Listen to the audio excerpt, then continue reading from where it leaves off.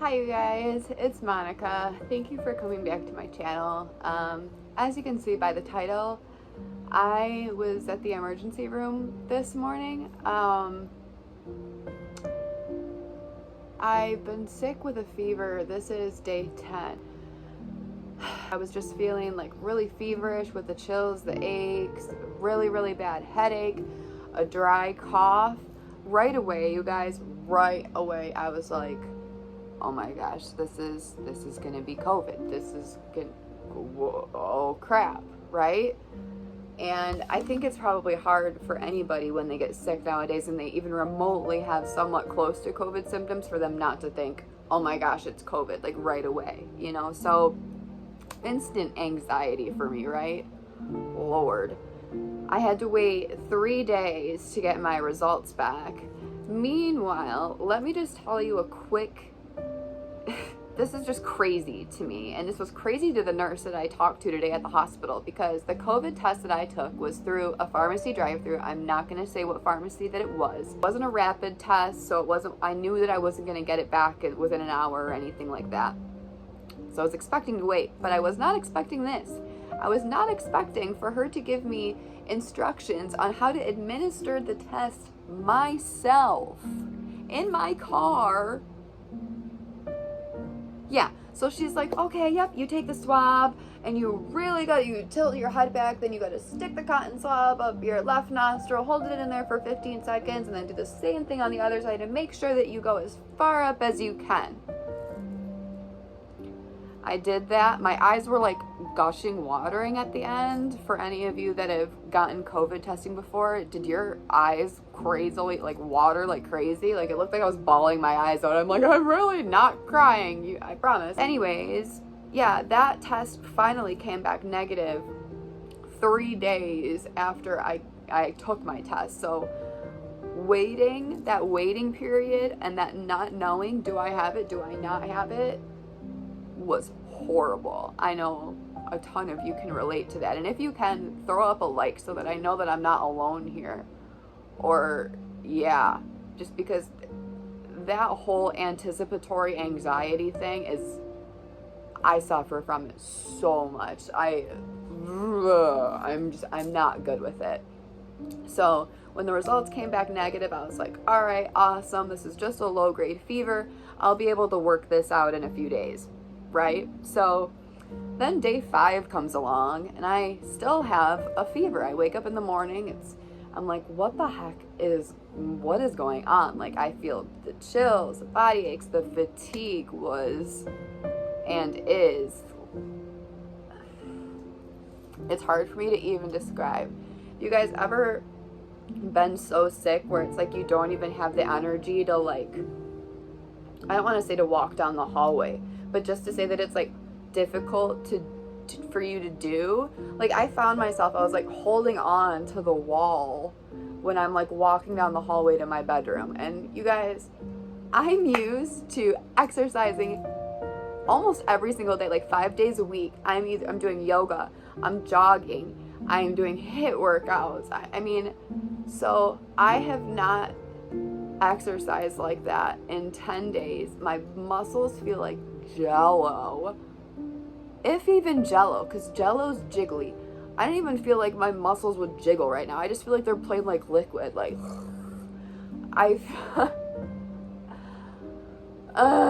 anyways, when my COVID test came back negative, I was like, okay, I gotta tell my doctor that it came back negative and try to get in to see my doctor to figure out what is going on, since now I know it isn't COVID.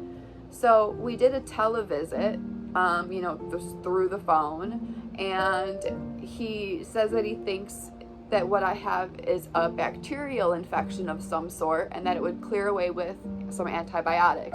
It really did kind of point to a bacterial infection, like some type of sinus issue or something in the chest.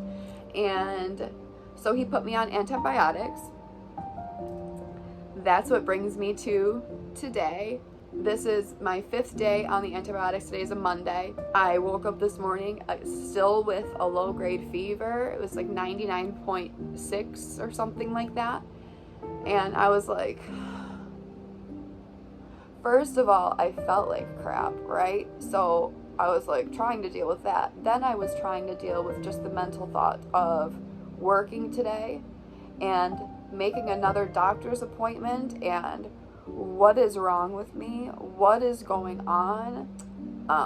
My parents have been obviously concerned. My coworkers, my bosses have been concerned. My friends.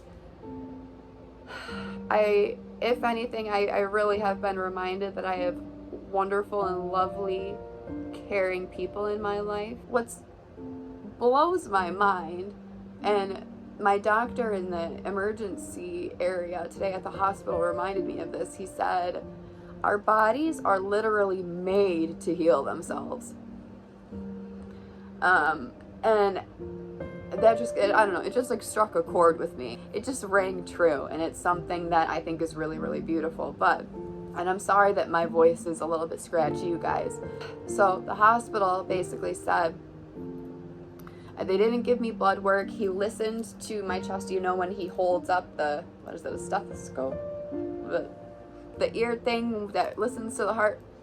Sorry, you guys, I'm really embarrassing myself right now, but so he holds it up to like the different areas of the back, you know, so he's obviously listening to my lungs and listening for any type of rattling or wheezing, fluid, things like that, right?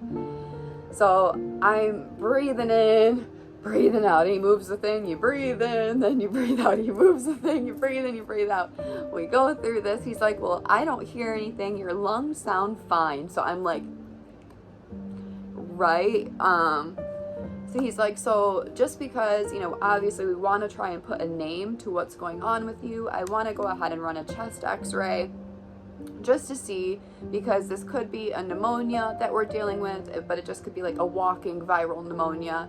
And that's why, you know, you really haven't been totally put out. You've been okay, but just dealing with the fever symptoms. I'm like, money, let's do it. The most efficient woman comes in with a little like portable actual chest x-ray machine. It was super weird, and it just like lasered in and took a picture right here of my chest. And so she came in, did that, she left, and the doctor came in maybe about a half hour later or so with my discharge paperwork and just saying basically no signs of pneumonia. And so no signs of pneumonia in my lungs. He's like, I really think what you have going on is some type of a viral bronchitis, which does make sense. He's like, I don't necessarily recommend you staying on the antibiotics because that's typically just a precautionary measure in case you do have a bacterial infection and it is not viral, which in your case, it does not seem to be bacterial to me in any way. That's what he said. So I'm currently going through and trying to debate right now whether or not I want to continue taking my antibiotics until I'm done, just in case, or if that's hindering me in any way. And again, let me know your opinion. I'm not expecting any doctors, you know, or anything like that to let me know, but what would you do? Yeah, what would you do? I can say, you guys, I talk about mental health a lot on my channel. Physical health, equally as important, and not just that, but they're intertwined. That's something that has been so prevalent in my mind, has been that thought. Physical and mental health go hand in hand. When I'm taking care of my body, when I'm eating right, my mind feels better. I have higher self-esteem, things like that. And then when I'm sick, when these past 10 days, you guys, I'm not gonna lie, I'm gonna get a little bit vulnerable here. I've had a lot of pity parties and a lot of crying fits that I don't tell anybody about. Not my mom, and not my close friends, not my coworkers, not anybody. And I think it's because a part of me realized how much I actually was taking my health for granted. So it's like the universe forced me to get sick. Like, will you understand what you have, Monica? Like, you need to learn to appreciate your body, Monica. Like, appreciate it even more. Don't take it advantage of it. I was almost just like utilizing working out and all of that just to boost my ego, and not because it was just good for me. Does that make sense? Like, I was working out so that I could take prettier selfies, and not because it was just good for my overall health, long term and short term, right?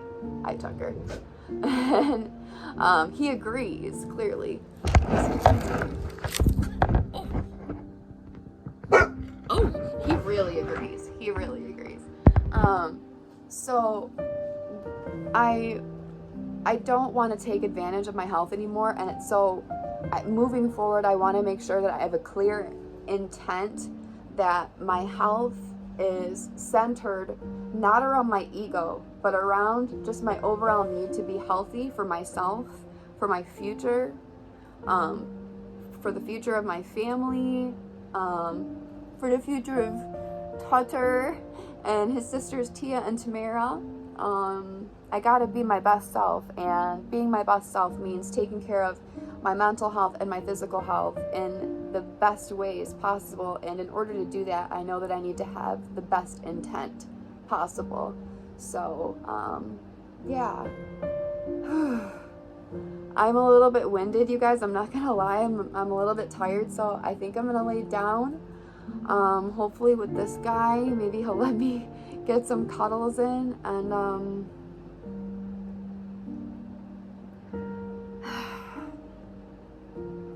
yeah, I hope I feel better soon. If anybody else is like sick right now and wants to talk, or leave me a comment and let me know. Sorry about all the ranting, you guys. Thank you for watching this vlog. I realize that I just yap and yap and yap, but I appreciate you watching so much. I love all of you. I hope you're taking care of yourself. And if you need a little reminder that you deserve to, here it is. You deserve to take care of yourself. I'll see you next time. Bye.